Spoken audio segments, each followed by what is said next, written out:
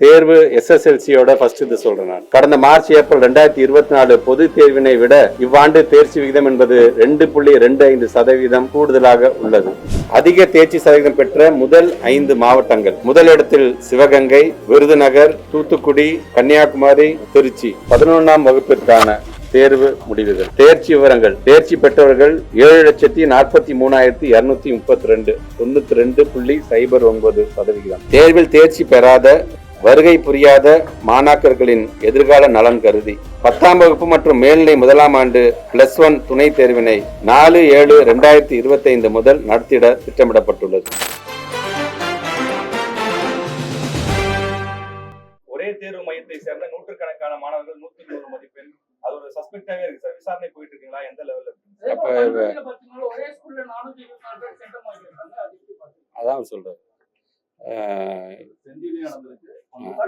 இப்ப ஜென்ரலா நான் ஒண்ணு கேட்கறேன் உங்கள்கிட்ட. எங்க பிள்ளைங்க இப்ப வந்து எக்ஸாம் எழுதுறாங்க, எங்க டீச்சர்ஸ் வந்து பாடம் நடத்துறாங்க, சரியா? இப்ப நீங்க அந்த கிரெடிட் எங்களுக்கு நீங்க கொடுக்க மாட்டீங்க இல்லையா? நீங்க வந்து ஒரு சஸ்பெக்டா இருப்பீங்க. நம்மள வந்து நாமளே பெருமையா பேசிக்க மாட்டோம். பொதுவாக எப்போதுமே இருக்கிறது தான். வெளியில இருக்காங்க, வெளியில ஸ்டேட்ல உள்ளவங்க மட்டும் நம்மள வந்து பெருமையா பேசும். இப்ப நீங்க சொல்றீங்க பாத்தீங்களா சார், எங்களுக்கு வந்து இல்ல ஒன்றும் சார் விஷயம் தெரிஞ்சுதான் எங்க சந்தோஷம் தான் சார் நினைக்கிறீங்களா? இப்ப இந்த ஸ்கூலை சார்ந்தவங்க லாஸ்ட் இயர்ல என்ன பண்ணாங்க யாராச்சும் பாத்துருக்கீங்களா? 99லேருந்து 99 மார்க் 104 பிள்ளைங்க எடுத்திருக்காங்க இந்த ஸ்கூல்ல சார்ந்திருக்காங்க. அப்ப லாஸ்ட் இயரையும் அதே மாதிரி சந்தேகப்படுவீங்களா? இப்ப அதுக்கு முன்னாடி என்ன ஏன் அதெல்லாம் நீங்க ஒரு ஜேர்னலிஸ்ட்லயும் அதெல்லாம் எடுத்துட்டு வந்து சார் பரவாயில்ல சார் ஜஸ்டிஃபை பண்ற மாதிரி தான் சார் இதை விடுங்க சார் நம்ம பெருமையா நம்ம பேசுவோம் ஏன் சொல்ல மாட்டேங்கிறீங்க? இப்ப நீங்க கிட்டத்தட்ட பாத்தீங்கன்னா ஒவ்வொரு இதுலயும் பாத்தீங்கன்னா நாட் ஒன்லி அந்த வந்து கெமிஸ்ட்ரியில மட்டும் இல்ல. இப்போ நீங்கள் எந்த குழந்தைங்கள வந்து 167 பிள்ளைங்க 100 வாங்கினு சொன்னால் அதே பிள்ளைங்க மற்றபடி இருக்கின்ற ஃபிசிக்ஸ்லையும் சரி மேத்தமெட்டிக்ஸ் சரி எல்லாத்துலையும் பார்த்தீங்கன்னா 90-98 மார்க் எடுத்திருக்காங்க. ஸோ அப்போ அந்த பிள்ளைங்க வந்து அப்போ வந்து அதுலேருந்து சேர்ந்து எடுத்துருக்காங்க நீங்கள் சொல்ல வரீங்களா? ஸோ நான் இதை பொறுத்த வரைக்கும் இருந்தாலும் நீங்கள் சொல்றது பத்திரிகையில் வந்துருச்சு. பத்திரிகை வந்து நாங்கள் வந்து சாதாரணமாக எடுத்துக்க மாட்டோம். எங்களை பொறுத்த வரைக்கும் எங்களை வழிநடத்தக்கூடிய பத்திரிகை செய்தியாகத்தான் நாங்கள் இது வரைக்கும் நான் பார்க்காது. விமர்சனமாக இருந்தாலும் சரி பாராட்டுகளாம் அதெல்லாம் சொன்னேன். அவங்க சொல்லிட்டாங்க, ஒரு சந்தேகப்பறைய மேலே திருப்பிட்டாங்க, ஆளாருக்கு சோஷியல் மீடியாவில் போட ஆரம்பிச்சிட்டாங்க. அது சார்ந்து இப்போ என்கொயரி பண்ணுங்கன்னு சொல்லிட்டு இப்போ நேற்று முதல்கட்ட என்கொயரியில் பண்ணியாச்சு ஃபுல்லாகவே. ஸோ அதில் வந்து இந்த மாதிரி கொஸ்டின் பேப்பர் லீக்கேஜுங்கிறதோ இல்லை அது சார்ந்து யாரெல்லாம் அதில் சம்மந்தப்பட்டிருக்கிறாங்க, அங்கே யார் கஸ்டோடியன் பாயிண்ட்ல யார் இருந்தா, யார் டிஓவா இருந்து அந்த கொஸ்டின் பேப்பர் போய் எடுத்துட்டு போனது யாரு, அங்கே இருந்த சூப்பர்வைசர் யாரு, அவங்க எந்த ஸ்கூல்ல சார்ந்தவங்க, அந்த சூப்பர்வைசர் உள்ளபடியே கெமிஸ்ட்ரி டீச்சரா இல்லை வேற சப்ஜெக்ட் டீச்சரா, இப்படி கிட்ட 100 பேரை கொண்ட ஒரு ஃபர்ஸ்ட் லெவல் ஆஃப் இது என்கொயரியை நாங்கள் முடிச்சுட்டோம். பட் இருந்தாலும் நான் விடமாட்டேன். திருப்பி அதை நீங்க பாருங்க. நீங்க சப்போஸ் உள்ளபடியே 167 பேரு நம்ம பிள்ளைங்க கண்டிப்பா அந்த 100 வாங்கிருக்காங்க, டீச்சர்ஸோட அந்த ட்ரைனிங் தான், அந்த மாடல் நம்ம எடுத்துட்டு ஒட்டுமொத்த தமிழ்நாட்டில் இருக்கின்ற பிள்ளைங்க 100 வாங்குறதுக்கு நம்ம என்ன செய்வோமோ அதை நம்ம தெரிந்து கொள்ளலாம் என்கின்ற அறிவுரையும் நான் சொல்லிட்டு தான் வந்திருக்கேன். நான் கண்டிப்பா அந்த செய்தி வரும்போது உள்ளபடியே எல்லா பத்திரிகை நண்பர்களுக்கும் நான் எடுத்துக்கிறேன். அனைவருக்கும் மகிழ்ச்சியான வணக்கத்தை தெரிவித்துக் கொள்கிறோம். மாண்புமிகு தமிழ்நாட்டு முதலமைச்சருடைய அறிவுறுத்தலின்படி இன்றைக்கு 10ஆம் வகுப்பு மற்றும் 11ஆம் வகுப்புக்கான ரிசல்ட்டை வெளியிடக்கூடிய ஒரு நாள். அதில் இன்றைக்கு நம்முடைய பிள்ளைகள் எப்படி பெர்ஃபார்ம் பண்ணியிருக்கிறாங்க என்கின்ற ஒரு பகுப்பாய்வினுடைய சுருக்கத்தை உங்களிடம் நான் சொல்ல கடமைப்பட்டிருக்கின்றேன். இதை சார்ந்து இன்னும் பல்வேறு தகவல்கள் இதில் அடங்கி இருக்கின்றது. அது முழுமையாக ஒவ்வொரு பத்திரிகை துறை ஊடகத்துறை சார்ந்திருக்கின்ற நண்பர்களுக்கும் அது வழங்கப்படும். மாணவ செல்வங்களை பொறுத்த வரைக்கும் மாண்புமிகு தமிழ்நாட்டு முதலமைச்சர் நமக்கு அடிக்கடி சொல்றதுதான், வாங்குகிற மதிப்பெண்கள் மட்டுமே நம்மளை மதிப்பீடு செய்யாது, அதை தாண்டி நம்முடைய தனித்திறமைகளை நாம் வளர்த்துக் கொள்ள வேண்டும் என்கின்ற விதத்தில் பிள்ளைகள் எந்த அளவுக்கு அது மதிப்பெண்கள் பெற்றிருந்தாலும் அதை முழுமனதோடு அதை ஏற்றுக்கொண்டு அடுத்த கட்டத்தில் நாம் நம்ம எப்படி ஃபைன் டியூன் பண்ணிக்கணும், எது சார்ந்து நாம் படிக்க வேண்டும் என்பதை எங்களுடைய பெருமதிப்பிற்குரிய ஆசிரியர் பெருமக்கள் எந்த அளவிற்கு உங்களுக்கு வழிகாட்டுகிறார்களோ அந்த வழிகாட்டுதலை நீங்கள் பின்பற்ற வேண்டும். பெற்றவர்களுக்கு நான் வைக்கக்கூடிய ஒரு வேண்டுகோள் என்பது, நம்முடைய மாணவ செல்வங்கள் நம் வீட்டு பிள்ளைகள் எதிர்கால தூண்கள், எதிர்கால தலைவர்கள் என்று தமிழ்நாட்டு முதலமைச்சர் ஒருவர் மட்டும் சொன்னால் பத்தாது.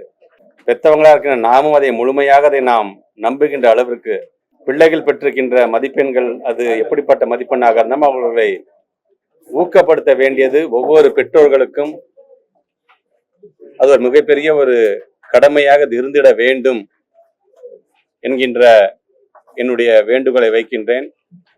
பிள்ளைகளை ஒரு வயசுக்கு மேல நண்பர்களாக நீங்கள் பார்க்க வேண்டும். அந்த பிள்ளைகளை ஊக்கப்படுத்துகின்ற விதத்தில் உங்களுடைய செயல்பாடும் உங்களுடைய வார்த்தைகளும் அமைந்திட வேண்டும். தேர்ச்சி பெற்றிருக்கின்ற மாணவர்களுக்கு பள்ளிக்கல்வித்துறை அமைச்சராக என்னுடைய துறையின் சார்பாக என்னுடைய வாழ்த்துக்கள், பாராட்டுகள். தேர்ச்சி பெற முடியாதவர்களுக்கென்று இன்றைக்கு அரசாங்கம் உங்களுக்கென்று ஒரு சப்ளிமெண்டரி எக்ஸாமே வச்சிருக்கிறாங்க. உடனடியாக அந்த சப்ளிமெண்டரி எக்ஸாம் எழுதுவதற்குள்ளாக உங்களை நீங்கள் தயார்படுத்தி கொண்டு நீங்கள் இந்த ஆண்டே 11ஆம் வகுப்பில் சேர்வதற்கான அந்த சூழ்நிலை நீங்கள் ஏற்படுத்தி கொள்ள வேண்டும் என்கின்ற அந்த வேண்டுகோளோடு இந்த பகுப்பாய்வினுடைய சுருக்கம் என்பது தேர்வு SSLCயோட ஃபர்ஸ்ட் இது சொல்றேன் நான். தேர்வு நடைபெற்ற நாட்கள் 28/3/2025 முதல் 15/4/2025 வரை. தேர்வு முடிவுகள் வெளியிடப்படும் நாள் 16/5/2025.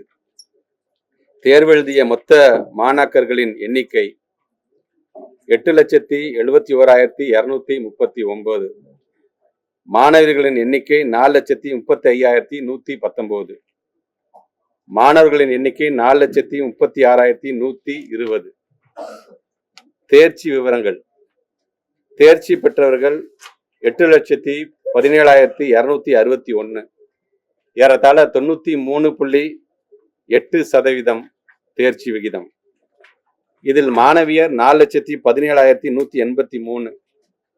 95.88% தேர்ச்சி அடைந்துள்ளனர். மாணவர்கள் 4,78,000, அதாவது 91.74% தேர்ச்சி அடைந்துள்ளனர். மாணவர்களை விட 4.14% மாணவியர் அதிகம் தேர்ச்சி பெற்றுள்ளனர்.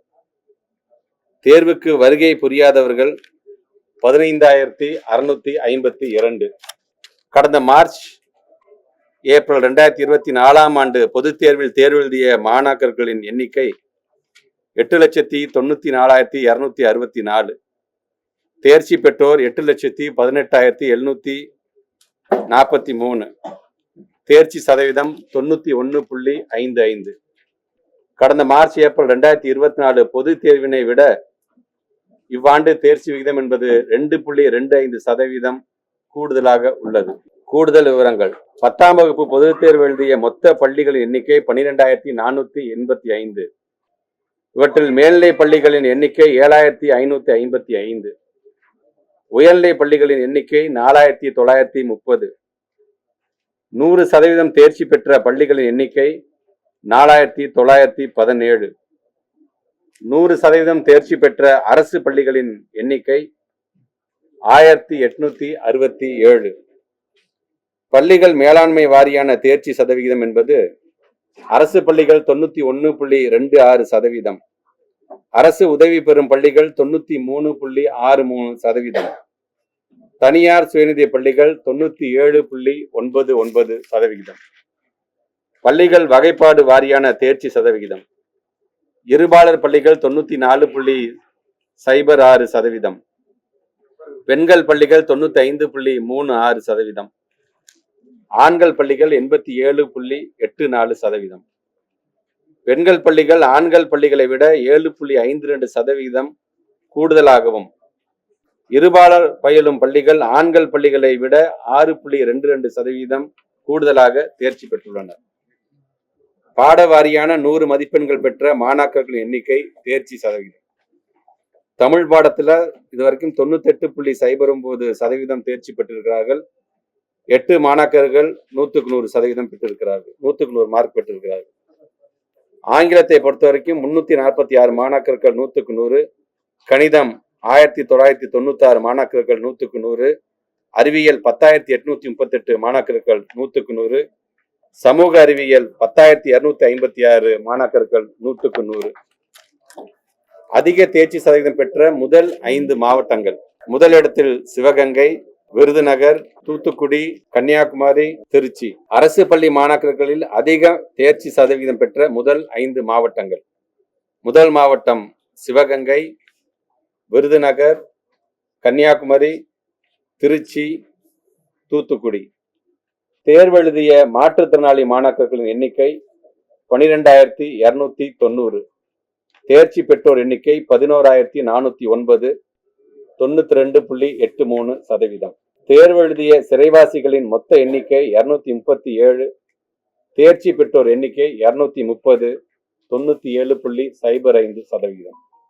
தேர்வு எழுதிய தனித் தேர்வர்கள் எண்ணிக்கை 23,769, தேர்ச்சி பெற்றோர் எண்ணிக்கை 9,616, 40.46%. 11ஆம் வகுப்பிற்கான தேர்வு முடிவுகள்.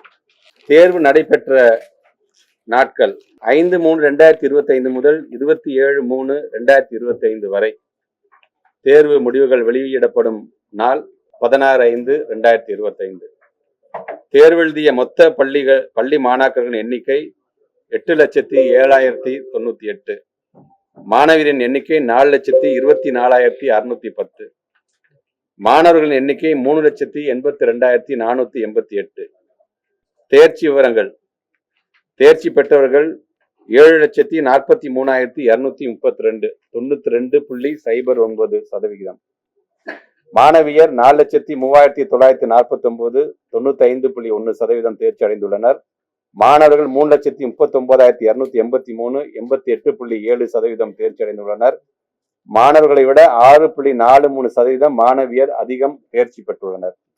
தேர்விற்கு வருகை புரியாதவர்கள் 11,025.